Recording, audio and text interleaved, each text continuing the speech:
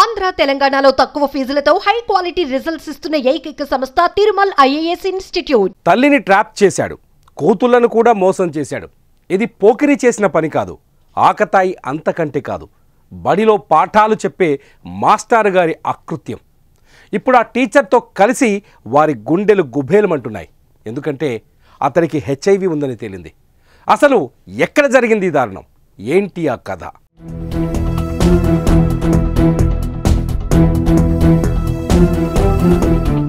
జాటోతు సునీల్ కుమార్ ఓ ప్రభుత్వ టీచర్. సూర్యాపేట జిల్లా మామిళ్లగడ్డ హై స్కూల్లో విధులు నిర్వహిస్తున్నాడు. ఇప్పుడు ఆయన పేరు ఆ సర్కిల్లోనే కాదు, తెలంగాణ వ్యాప్తంగా ఠామ్ ఠామ్ అవుతోంది. దానికి కారణం ఓ తల్లితో పాటు ఆమె కూతుర్లపై అత్యాచారం చేయటం, అంతకంటే ఆయనకు ఎయిడ్స్ ఉందని తేలటం.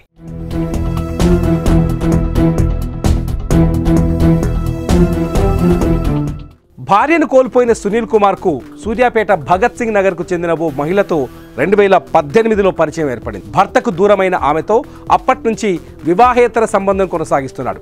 ఆ క్రమంలోనే ఆ కామాంధుడి కళ్ళు వయస్సులో ఉన్న ఆమె కూతుళ్లపైన కూడా పడ్డాయి. వారిని మాయమాటలతో లొంగ తీసుకున్నాడు. ఒకరికి తెలియకుండా ఒకరిపై అత్యాచారానికి పాల్పడ్డాడు. ఇలా 2 ఏళ్లుగా ఈ వ్యవహారం కొనసాగుతోంది.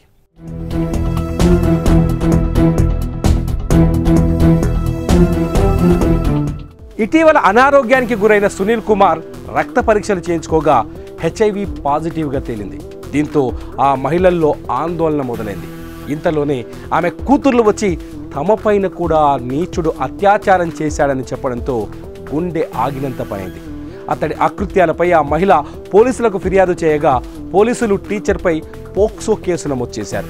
అలాగే తల్లి కూతుళ్లకు కూడా HIV టెస్ట్ చేయించేందుకు శాంపిల్ సేకరించారు.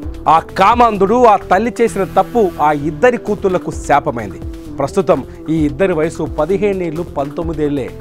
ఆ టీచర్ మాటలకు లొంగిపోవడం వారికి కూడా తప్పే, కానీ ఆలోచన లేని వయసు వారిది. ఇద్దరూ మైనర్గా ఉన్న సమయంలోనే కాటేశాడు ఆ కామాంధుడు. వారికి కూడా టెస్టుల్లో పాజిటివ్ వస్తే జీవితం అగమ్య గోచరమే. ఆ కీచక టీచర్ లిస్టులో ఇంకా ఎంతమంది ఉన్నారనేది కూడా ఇప్పుడు ఉత్కంఠ రేపుతోంది.